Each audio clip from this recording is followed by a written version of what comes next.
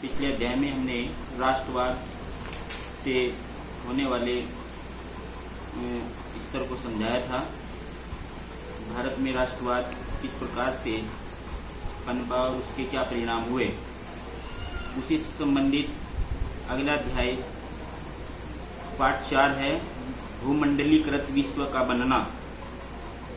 इसमें भूमंडलीकृत क्या है और इसको वैश्वीकरण क्यों कहा गया है, इससे संबंधित आया है कि इस व्यवस्था के अंतर्गत, ये व्यवस्था लगभग प्राचीन काल से ही भारत में चली आ रही थी और इसके अंतर्गत विश्व के अनेक देशों में व्यापार होता रहा है। इनमें जैसे भारत का रेशम मार्ग एशिया, अमेरिका, यूरोप, चीन आदि में होता था और चीन में बौद्ध धर्म की शुरुआत इसी वैश्वीकरण या भूमंडलीकृत विश्व के बनने की एक प्रक्रिया है। इसी रूप में जैसे भोजन की यात्रा जो है वो संसार में किस प्रकार से विकसित हुई, जैसे इसमें नूडल्स चीन से और स्पैगेटी इटली से, आलू सोया आदि अमेरिका से और कोलंबस की यात्रा के दौरान ये चीज भारत में उत्पन्न हुई। इसी प्रकार से विजय, बीमारी और व्यापार भारतीय उपमहाद्वीप का इस प्रकार से महत्व रहा है और इसमें पुर्तगाली स्पेनी सेनाओं के विजय अभियान और बीमारी, इन समस्याओं से संबंधित जो पुर्तगाली सेनाओं ने विजय अभियान और उनके संबंध में विश्व में बीमारियां उत्पन्न हुई थी, उसके संबंध से विश्व में अनेक लोग रोग से ग्रसित हो गए थे। इसी के साथ साथ जैविक युद्धों का विश्व में बढ़ा है, जैसे छोटी चेचक। इसके संबंध में इंग्लैंड के गवर्नर जॉन विनथॉर्प 1664 में 19वीं शताब्दी तक यूरोप की कमजोरी की स्थिति के बारे में उन्होंने बताया था और इसका कारण अमेरिका में 18वीं शताब्दी तक भारत और चीन विश्व के सर्वाधिक धनी देश माने जाते थे।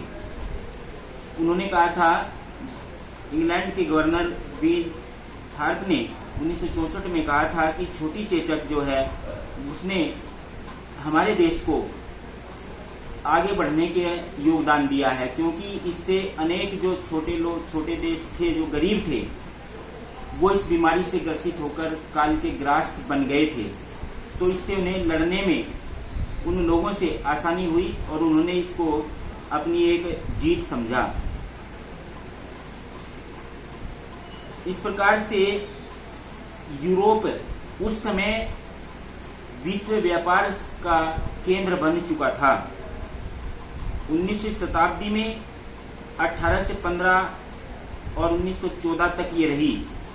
इसमें कुछ अंतरराष्ट्रीय आर्थिक विनिमय की 3 गतियों पर विश्व ने अपना ध्यान आकर्षित किया। ये 3 गतियां थी। पहली थी व्यापार प्रवाह, दूसरी श्रम प्रवाह और तीसरी पूंजी प्रवाह। व्यापार प्रवाह क्या था? व्यापार प्रवाह के अंतर्गत विश्व के अनेक देशों ने एक दूसरे देशों के साथ अपने व्यापारों का आदान प्रदान किया और इसमें यूरोप के बहुत सारे जो देश थे वो आगे बढ़ते चले गए। श्रम की अधिकता ये थी कि श्रम कुछ देशों में जो गरीब देश थे वहाँ सस्ते मजदूर मिल जाते थे। उनसे जो श्रम का कार्य किया जाता था वो ये धनी देश अपने देशों में ले जाकर उनसे श्रम का कार्य किया जाता था। और अधिकांश विश्व में जो यूरोप था उसमें यूरोप एक धनी देशों के रूप में माना जाता था। इसे पूंजीपति यूरोप कहा जाता था। इस प्रकार से ये अंतर्राष्ट्रीय विनिमय की 3 गतियों का उस समय बड़ा योगदान रहा। विश्व अर्थव्यवस्था का उसी समय उदय हुआ और 18वीं शताब्दी में ब्रिटेन में कार्न लॉ किसको कहा गया? कार्न लॉ थी एक इसके द्वारा ब्रिटेन में मक्का के आयात पर प्रतिबंध लगा दिया गया था। और मक्का उस समय की जो एक खाद्य पदार्थ था वो महत्वपूर्ण माना जाता था। क्यों? क्योंकि 18वीं शताब्दी में कुछ इस प्रकार की बीमारियों के कारण खाद्य पदार्थों का उत्पादन नहीं हो सका था। केवल यूरोप के लोग जो थे वो खाद्य पदार्थों में मक्का पर आधारित हो गए थे और इस प्रकार से मक्का की कीमतें जो थी वो बढ़ गई थी। इसलिए कार्नाय के द्वारा मक्का के आयात पर उस पर प्रतिबंध लगा दिया गया और अंत में नगरों में रहने वाले उद्योगपतियों ने कार्न लॉ को समाप्त करने के लिए एक जोरदार प्रदर्शन किया।